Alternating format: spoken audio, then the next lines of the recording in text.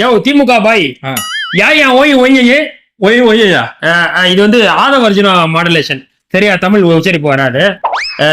ஸ்டாலின் தான் ஓடி ஒய்ங்காது ஆயுத எழுத்து படத்தை பார்த்திருக்கியா? அந்த மாதிரி ஏழைகள் போய் போய் வைக்கும். ஓ இளைஞர்கள் புரட்சியா உன் வாயில வச போச்சு தைக்க இப்படிதான் சொல்ல வரேன். அதாவது இந்த வீடியோ பாரு. யாரு ஓடுனது? உங்க அப்பா கைது செய்யும் பொழுது நீங்க ஓடுனீங்களே, அப்படியா ஓடுனாங்க? திமுக வரலாறு தெரியுமா? கலைஞர் கைது செய்யப்படும் சொந்த மகன் ஓடினார். பாத்தியா, கலைஞரை கைது பண்ணும்போது ஸ்டாலின் தான் ஓடி ஒழிஞ்சிருக்காரு. இதை சொன்னது யாரு? ஆய வழினா. ஏன்னா ஓடி ஒளிறத பத்தி நீங்க பேசுறீங்களா? ஓடி ஒளிறத ஒலிம்பிக் பட்டம் வாங்கினவங்க நீங்க. சரி, கலைஞர் கைது செய்யும்போது ஸ்டாலின் வந்து ஓடி ஒளிஞ்சிட்டாரு சொல்றீங்க. கலைஞரை கைது செய்யும்போது 2001 என்ன நினைச்சு தெரியுமா? அதாவது 2001 ஜெயலலிதா முதலமைச்சரா வராங்க. முதலமைச்சரா வந்தோடனே திமுக பழி வாங்கணும் அப்படிங்கிறதுக்காக திமுக ஆட்சியில சென்னையில கட்டப்பட்ட மேம்பாலத்துல ஊழல் நடந்துச்சு அப்படி சொல்லி எந்த ஒரு ஆதாரமும் இல்லாம ஒரு வழக்கு பதிவு செஞ்சு 2001 ஜூலை 29 நள்ளிரவுல கலைஞரை கைது செய்றாங்க. கலைஞர் அன்னைக்கு நள்ளிரவுல கைது செய்யறாங்கன்ற விஷயம் வெளியில யாருக்குமே தெரியாது. அதனால கலைஞர் அன்னைக்கு கேஷுவலா வீட்டுல படுத்துட்டு இருந்தாரு. கலைஞரை கைது செய்யக்கூடிய அந்த நேரத்துல அன்னைக்கு திமுக முக்கிய தலைவராக இருந்த முரசொலி மாறன் அவருடைய வீடுமே அன்னைக்கு ஃபுல்லா ரவுண்ட் பண்ணிட்டாங்க. அன்னைக்கு சென்னை மாநகரத்தோட மேயரா இருந்தவர் தான் முக ஸ்டாலின். முக ஸ்டாலினோட வீடு அன்னைக்கு வேளச்சேரியில இருக்குது. வேளச்சேரியில இருக்கக்கூடிய அவருடைய வீடு அன்னைக்கு போலீஸ் ரவுண்ட் பண்ணிட்டாங்க. ஆனா அன்னைக்கு வேளச்சேரியில முக ஸ்டாலின் இல்ல. அதுக்கு முன்னாடி நாளே பெங்களூர்ல இருக்கக்கூடிய அவங்க சொந்தக்காரங்க ஒருத்தர் மீட் பண்றதுக்காக அவர் போயிருந்தாரு. அப்ப அவர் ஊர்ல இல்லாத நேரத்துல இந்த மாதிரி ஒரு சம்பவம் நடந்துச்சு. அப்ப இந்த மாதிரி 29 கலைஞரை நள்ளிரவுல கைது செஞ்சாங்க. நள்ளிரவு 29 நள்ளிரவுல கைது செய்யறாங்க தெரிஞ்ச உடனே இந்த சம்பவம் கேட்ட உடனே மறுநாள் காலையில விடிஞ்ச 30 முக ஸ்டாலின் பெங்களூர்ல இருந்து சென்னைக்கு உடனே கிளம்பி வராரு. இங்க உங்க விஜய் மாதிரி இங்க கரூர்ல இத்தனை பேர் செத்து போனதுக்கு அப்புறம் கூட கரூரை விட்டு இங்க சென்னைக்கு பயந்து ஓடல. சம்பவம் நடந்தது பெங்களூர்ல இருந்து கிளம்பி உடனே சென்னைக்கு வராரு. வந்து பிரஸ் மீட் கொடுக்குறாரு. கலைஞர் அத்துமீறி கைது செஞ்சிருக்காங்க, எங்க குடும்ப பெண்களை அவமதிச்சிருக்காங்க, இதுக்கு காரணமானவங்க நான் சட்டப்படி தண்டிக்காம என்னோட அரசியல் வாழ்க்கை ஓயாது அப்படி சொல்லி துணிஞ்சு வந்து பிரஸ் மீட் கொடுக்குறாரு.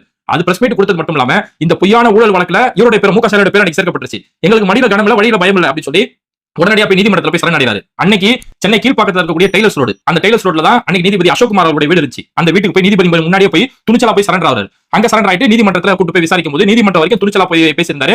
இந்த ஆதாரங்கள் எல்லாமே ஃப்ரண்ட்லைன் பத்திரிகையில, ட்ரிபியூட் மாதிரியான பத்திரிகையில இன்னைக்கு அந்த ஆதாரம் எல்லாம் இருக்கு. எங்கேயுமே முக ஸ்டாலின் ஓடி ஒளியில துணிச்சலா நெஞ்ச நிமித்தி நீதிமன்றத்திலே வந்து நின்றாரு. அதுக்கப்புறம் இந்த வழக்குடைய விசாரணையில திமுக மீது சுமத்தப்பட்ட இந்த ஊழல் குற்றச்சாட்டுக்கு எந்த ஒரு ஆதாரமும் இல்ல அப்படின்னு சொல்லி இந்த வழக்கை ரத்து செய்யப்பட்டது. இது மட்டும் இல்ல, 1975 எமர்ஜென்சி ஒரு சர்வாதிகார சட்டம் கொண்டு வரும்போது அன்னைக்கு திமுக எதிர்த்து போராடினாங்க. அப்போ முக ஸ்டாலினை கைது செய்யணும், அது மிசா சட்டத்தின் அடிப்படையில் கைது செய்யணும் வரும்போது அன்னைக்கு திமுக பயப்படல. கலைஞர் சொன்னாரு அவருடைய மகன் முக ஸ்டாலினை நீ போயிட்டு வாப்பா அப்படின்னு சொல்லி வெளியே அனுப்பி வச்சாரு. துணிச்சலா முக ஸ்டாலின் அன்னைக்கு போய் கைது ஆகிறாரு. இன்னைக்கு அவர் கைதாகும் போது 1 வருஷம் சிறைப்படுத்தப்பட்டாரு. அப்படி அவர் கைதாகும் போது அவருடைய மனைவி நிறைமாத கர்ப்பிணி. அவர் சிறையில் இருக்கக்கூடிய காலத்துல தான் அவருடைய மகன் உதயநிதி இங்க பிறந்தாரு. இவ்வளவும்பா 2011 ஜெயலலிதா ஆட்சிக்கு வரும்போது அன்னைக்கு முக ஸ்டாலின் மேல சொத்து குவிப்பு வழக்கு போடுறான் அப்படின்னு ஒரு வழக்கு போட்டாங்க. அன்னைக்கு திமுக முக ஸ்டாலின் பயப்படல, நேரடியா போய் டிஜிபி ஆபீஸ்க்கு போறாரு. என் மேல கைது செய்யணும் அப்படின்னா தாராளமா என்ன கைது செஞ்சு விசாரிங்க, எங்க மேல எந்த பயமும் இல்ல அப்படின்னு சொல்லி இந்த அளவுக்கு துணிச்சலோட எதிர்கொண்ட ஒரு கட்சி தான் திமுக. அதனால திமுக பொறுத்த வரைக்கும் இந்த கைதுக்கு பயந்தோ, சிறைக்கு பயந்தோ, போலீஸுக்கு பயந்தோ அவங்க என்னைக்குமே ஓடி ஒளிஞ்சது கிடையாது. ஓடி ஒளிஞ்சது யாருன்னா உலக அரசியல்ல தன்னை நம்பி வந்த மக்கள் செத்து போகும்போது கூட அதை பார்த்து ஓடி ஒளிஞ்சு பணியூர்ல பதுங்கின ஒரே அரசியல்வாதி உங்க தலைவர் விஜய் தான். ஆஹா, நம்ம ஆளுங்க பொய்யா அடிச்சு விடுறாங்க. இவங்க ஆளுங்க எல்லாத்துக்கும் ஆதாரத்தோட பேசுறாங்க.